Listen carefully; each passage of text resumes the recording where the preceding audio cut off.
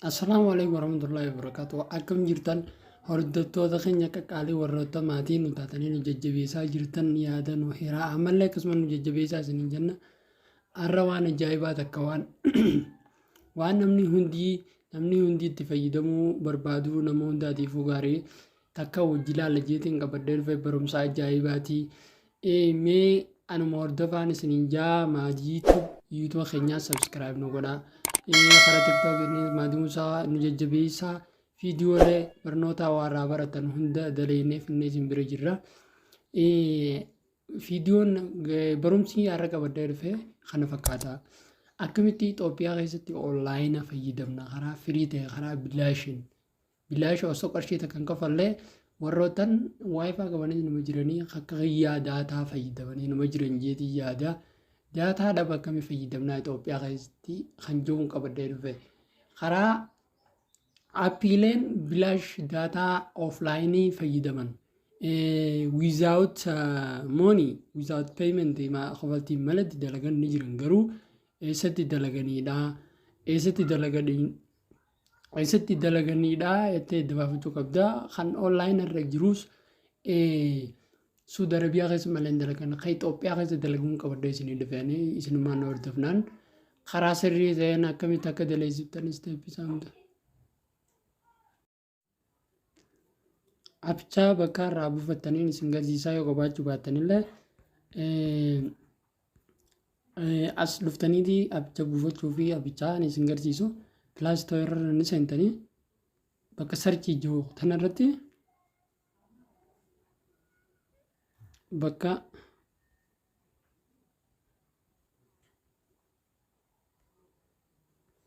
pilaastoorii keenyarra eegarra dhuftan bakka sarchii jettu tanarratti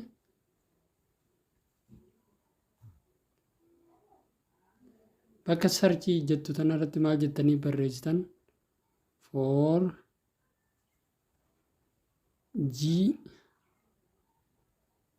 4G Lite jettan 4G Lite kunoo as jala dhufee jira kanarratti uytanii banadheetiin jira isin buufattan kunoo appiin akka agartan kana kunoo kanatti fidee isin garsiisa.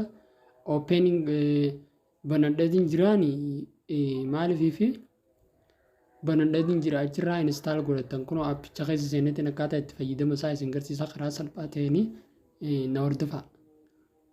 As bakka sittingii jootanarra ni seentanii bakka sittingii jootanarra seentaniiti as kunoo mobile network mobile radio powerii bakka itti tana hunulaan mallattoolee tana hunulaan tana itti bantanii mobile radio powerii tan jettu tana itti bantanii kunoo kanatti isinii dalagaa silkiileen takka koodii qabaa garuu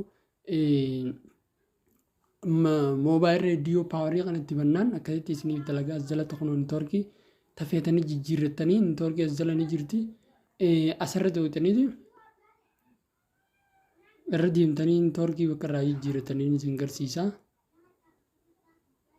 Kunoo asirra ta'utanii yoo daataan isinirra dhumees tariitii as kunoo networkii tafeetanirra jijjiirrattan networkii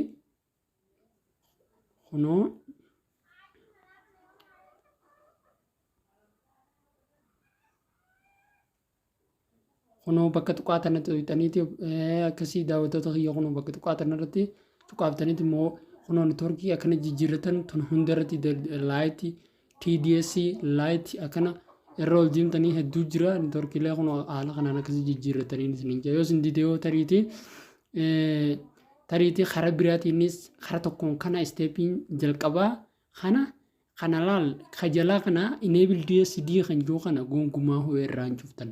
Gongumahu irraa hin cuftanii jechuu kajalaati caffichi lameen kun akkana caffichoomee taa'uu qabaa ja isteeppii lamadaa inni lamadaa na hordofii siin garsiisa. As sitingii irra ni deemtaa as sitingii irra deemteeti bakka sitingii ettu tana ni tuyxa as karaa lamadaatiin si garsiisa na hordofi scroll goota. Apps pakkeetu tana default application sun default goota. maaliifii fi akkas malee siin dalagu appichi siin dalagu jechuudha. Asirra ni fidaa appii nu fidaa nama eeggadoosan. Asiin kun olaal 4G appiin suuraan saatanaa laal. Suuraan saatanaa irratti xuyita. Bakka gad deemte storage bakka storage tan jettu tanarra deemteeti clear cache jala kanaan dhuftee clear cache goota laal. Clear cache as xuyita bakka asii dalagee jira appicha keenya akkasii dalagaan siinjaa kara biraatiin immoo kardi biraa steepin inni sadaffaan steepii lama na hordofaa deemta daawwattoota keenya haala kanaan steepii kana yoo hordofte malee siin dalagu waan ta'eef steepii tana sirriitti qabaduu siinjaa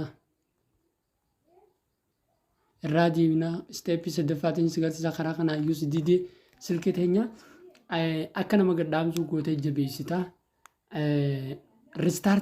Restart gootee banteeti akkasii cuftee neetworkii teenya firaarraa jijjiirrataan siinjaa karaa kanaanis takka akkasii appicha kanatti fayyadamaa daataa bilaash kanatti fayyadamaa viidiyoolee kanaa wal qabatan hedduun dalagee gallagisaa YouTube keenya subscribe godhaa TikTok akkasuma follow nu godhaa nu hordofaa waan ta'eef viidiyoo kana hedduu hordofnaa akkasii kanumaanii nu jajjabeessaan isiniin jaa. Wassalaamu alaikum.